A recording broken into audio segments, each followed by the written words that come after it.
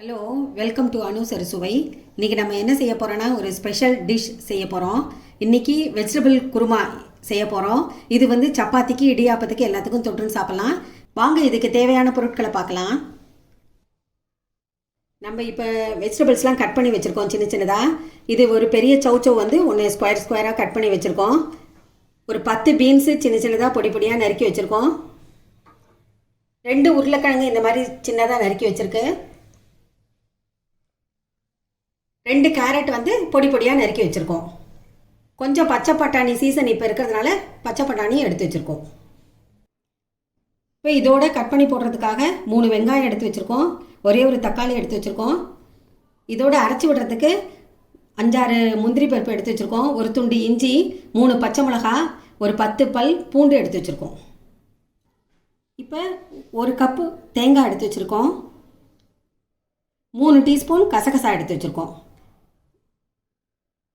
இப்போ நம்ம செய்ய ஆரம்பிக்கலாம். இப்போ ஸ்டவ் பற்ற வச்சு குக்கரை வச்சுருக்கேன். நம்ம கட் பண்ணி வச்ச காயெல்லாம் இதில் போட்டு ஃபஸ்ட்டு வேக வச்சுக்கலாம். இதில் கொஞ்சம் தண்ணி விட்டுக்கலாம். இப்போ நம்ம எடுத்து வச்ச காய் எல்லாத்தையும் ஒன்றொன்னா இதில் சேர்த்துக்கலாம்.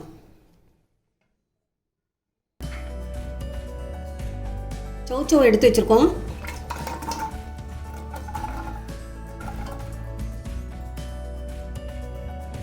கேரட் எடுத்து வச்சுருக்கோம். கேரட் இதில் போட்டுக்கலாம்.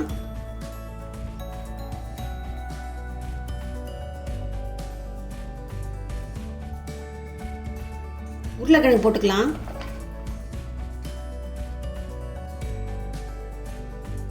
பீன்ஸு சேர்த்துக்கலாம்.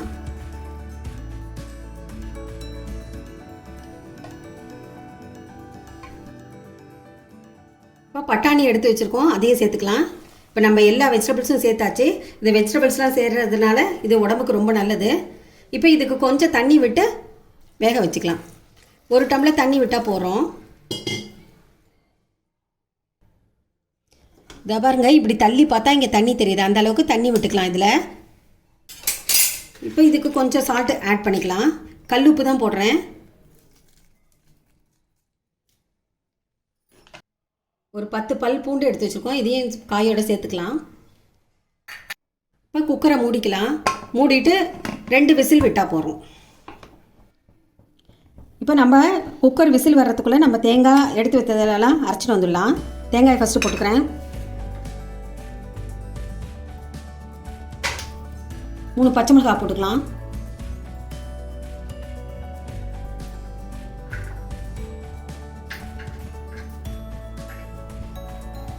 முந்திரி பருப்பு எடுத்து வச்சோம், அதையும் போட்டுக்கலாம்.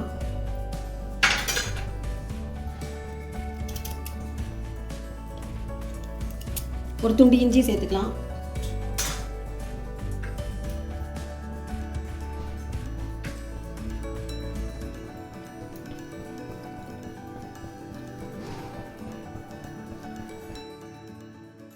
இப்போ நம்ம எடுத்து வச்சிருந்த கசகசாவையும் சேர்த்துக்கலாம். இப்போ தண்ணி விட்டு நல்லா நைஸாக அரைச்சிட்டு வந்துடலாம்.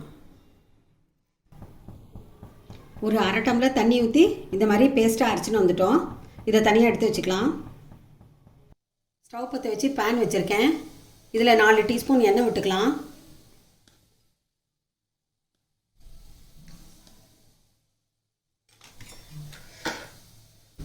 இப்போ நம்ம நறுக்கி வச்ச வெங்காயத்தை போட்டுக்கலாம். இந்த மாதிரி பொடி பொடியாக நறுக்கி வச்சுருக்கேன். இந்த பொடி பொடியாக நறுக்கின வெங்காயத்தை இதில் சேர்த்துக்கலாம்.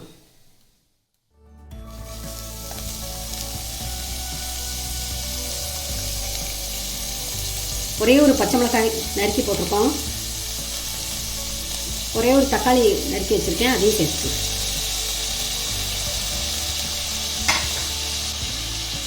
இப்போ வெங்காயத்துக்கு தேவையான உப்பு மாத்திரம் இதில் சேர்த்துக்கலாம். இதை மாத்திரம் ஸ்டவ்வை சிம்மில் வச்சு வெங்காயமும் தக்காளியும் வதக்கலாம்.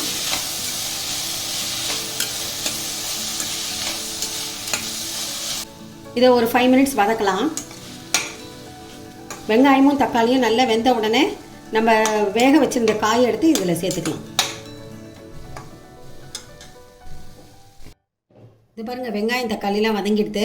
இப்போ நம்ம வேக வச்ச காயை இதில் சேர்த்துக்கலாம்.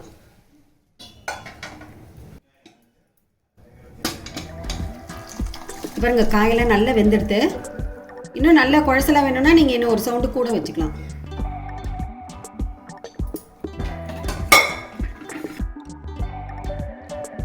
இப்போ நம்ம அரைச்சி வச்ச இந்த விழுதையும் இதில் போட்டுக்கலாம், இந்த பேஸ்ட்டையும் இதில் போட்டுக்கலாம்.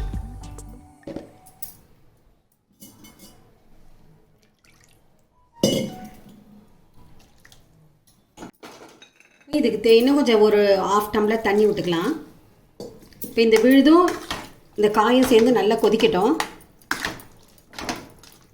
நம்ம காயில் வேக வைக்கும்போது உப்பு சால்ட்டு சேர்த்துருக்கோம். அடுத்தது நம்ம வெங்காயம் வதக்கும் போதும் சால்ட்டு சேர்த்துருக்கோம். இப்போ இதுக்கு ஒரு 1/2 டீஸ்பூன் உப்பு மாத்திரம் சேர்த்துக்கலாம்.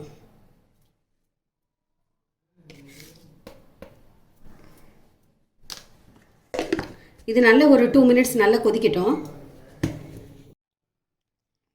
இது ஒரு 5 மினிட்ஸ் கொதிச்சதுனால எல்லாமே சேர்ந்து வந்துடுது பாருங்கள். நம்ம அரைச்சி விட்ட விழுது அப்புறம் இந்த காய்கறி எல்லாமே சேர்த்து பிளெண்ட் ஆகிடுது. இப்போ நம்மளுடைய வெஜிடபிள் குருமா ரெடி ஆகிடுது. இதில் காய்கறியெல்லாம் சேர்த்ததுனால எல்லாமே ப்ரோட்டீன் சத்து, நல்ல பட்டாணிலாம் சேர்த்துருக்கோம். அதனால் இதை குழந்தைங்களும் விரும்பி சாப்பிடுவாங்க. இதில் வெஜிடபிள்ஸ்லாம் சேர்த்துருக்கிறதுனால குழந்தைங்களும் விரும்பி சாப்பிடுவாங்க. பெரியவங்களுக்கும் ஹெல்த்தியான டிஷ் இது. இதை சப்பாத்தி, பரோட்டா, தோசை, இடியாப்பம் எல்லாத்துக்குமே நம்ம சாப்பிட்லாம். சைட் டிஷ்ஷாக சாப்பிட்லாம். நல்லா டேஸ்ட்டாக இருக்கும். நல்ல அட்டகாசமான ரெசிபி இது.